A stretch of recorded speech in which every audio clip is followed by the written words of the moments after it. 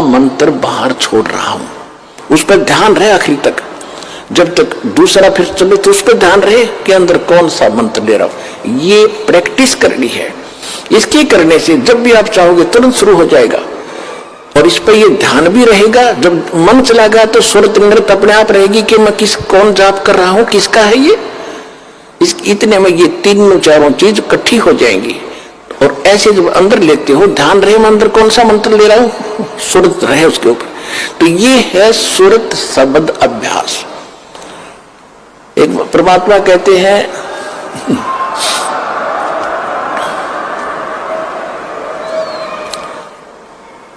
एक डाल पर दो पक्षी बैठे, एक गुरु एक चेला रे, चेला तो चंचल है भाई, गुरु निरंतर खेला रे। फिर परमात्मा उत्तर देते हैं कि इस पद का वो भेद बताओ, कौन गुरु कौन चेला रे। और फिर आपे उत्तर दे रहे हैं, कह कबीर सुनो भी साधो, शब्द गुरु चित चेला रे, शब्द गुरु चित चेला रे। आप उत्तर दे रहे हैं कि कौन है गुरु कौन है चेला। एक डाल पर दो पक्षी बैठे, एक गुरु एक चेला रे। यानी इस पर शरीर के अंदर आत्मा भी है, मन भी है। और यहां बताते हैं कि जब गुरु जी ने आपको मंत्र दे दिया तो इस मन को इस पे लगा, चित्त को इस शब्द पर, तब वो गुरु के द्वारा दिया गया तेरा जो मंत्र है वो इस मन का गुरु बना दे। शब्द गुरु चित चेला रे, जो नाम गुरु जी ने दे दिया उसमें केवल वही ध्यान रहे, वो कौन सा मंत्र में जाप कर रहा हूं, और मन को उसका जोड़ दे। तो ये है सुरत शब्द अभ्यास। यू एक बार आपने मंत्र इस ढंग से कर दिया, गुना बड़ा नहीं है, तो समझाने के लिए इतना विस्तार लगा है। सिर्फ इतना है, श्वास बाहर छोड़ा, कौन सा मंत्र जाप कर रहा हूं, बस अंदर कौन सा ले रहा हूं, अपना ध्यान गया तो सुरत नृत्य अपने आप आ गई इसके ऊपर। ये एक मंत्र बन गया आपका अनमोल, आपके खजाने में, भगवान के दरबार में, आपके अकाउंट में जमा हो गया। इसकी कितनी कीमत है, और आप तो दिन में पता नहीं 1000 करो, 2000 करो, 500 करो लगे रहते हो। और कितनी कीमत हो जाएगी, आपके पास कितना धन होगा उस मालिक के दरबार में जाने का। कहते सत्य नाम, उसे वाणी में गरीबदास जी ने स्पष्ट नाम लिखा है। मैं तो वैसे इसलिए कोड वर्डों बताया करता था कि कई बार हम अनजान व्यक्ति आ जाते हैं, वो सुन लेने से भी कोई लाभ नहीं होगा। विधि से बात बनेगी, अरदास से लेने के बाद ही इसका बात बनेगी।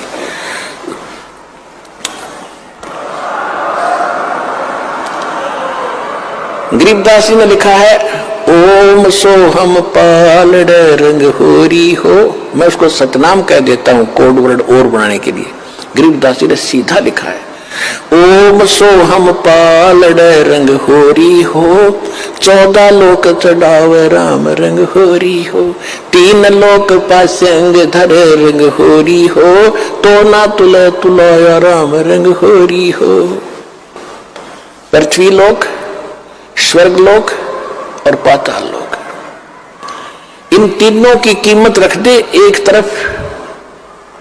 इनकी तो गिनती भी नहीं है, 3 लोक, इनकी तो गिनती नहीं। ये कितनी कीमत है। जैसे एक छोटी सी स्टेट का कोई मंत्री बन जाता है, हो फूला नहीं समाता, पता नहीं क्या पा गया, मुख्यमंत्री बन गया, और 5 साल के बाद मुंह लटका के फिर बैठ जाएगा गोड्डा में सर दर के। राजा लोग भी हुए थे, पूरी पृथ्वी के शासक हो गए, अंत में गधे बने और यहीं छोड़कर चले गए। कहते परमा, और यह स्वर्ग के इंद्र का होता है, स्वर्ग का राजा, वो भी गधा बनता है अपना पूरा समय करके।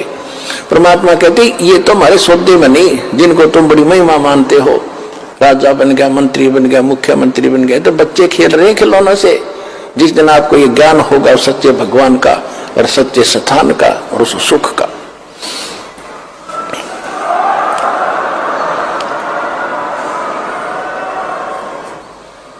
तो क्या बताते हैं परमात्मा के 14 लोक चढ़ावे, विष्णु का लोक, शिव जी का लोक, विष्णु जी का लोक, शंकर जी का लोक, दुर्गा का लोक, धर्मराज का लोक, ब्रह्म लोक के अंदर वहां जो काल का स्थान है, और ये 88,000 खेड़े, उसमें और गोलोक वगैरह, ये 14 लोक बनते हैं।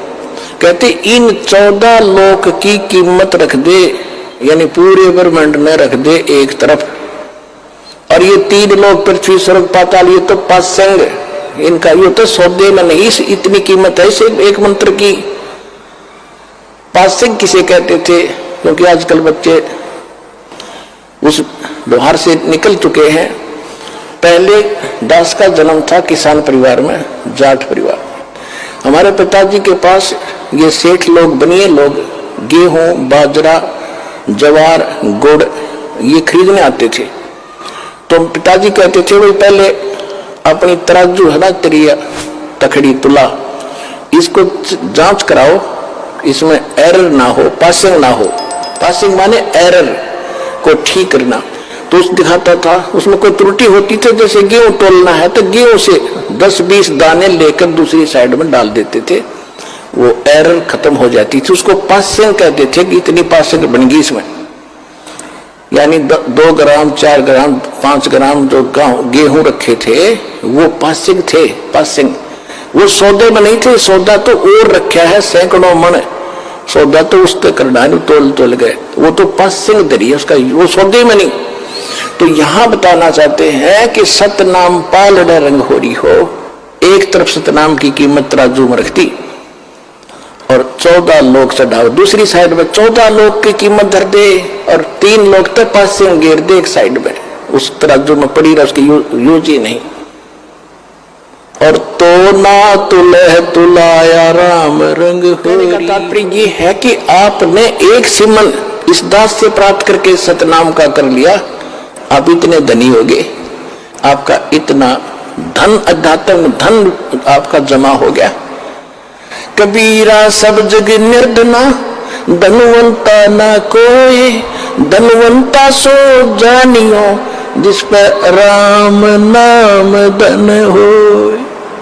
ये है राम नाम। राम नाम जप कर थर होई, ओहम सोहम मंत्र दोई। ये है राम का नाम। राम नाम यानी भगवान का सच्चा मंत्र, उसको राम नाम कहते हैं। राम राम राम राम ये मंत्र नहीं है।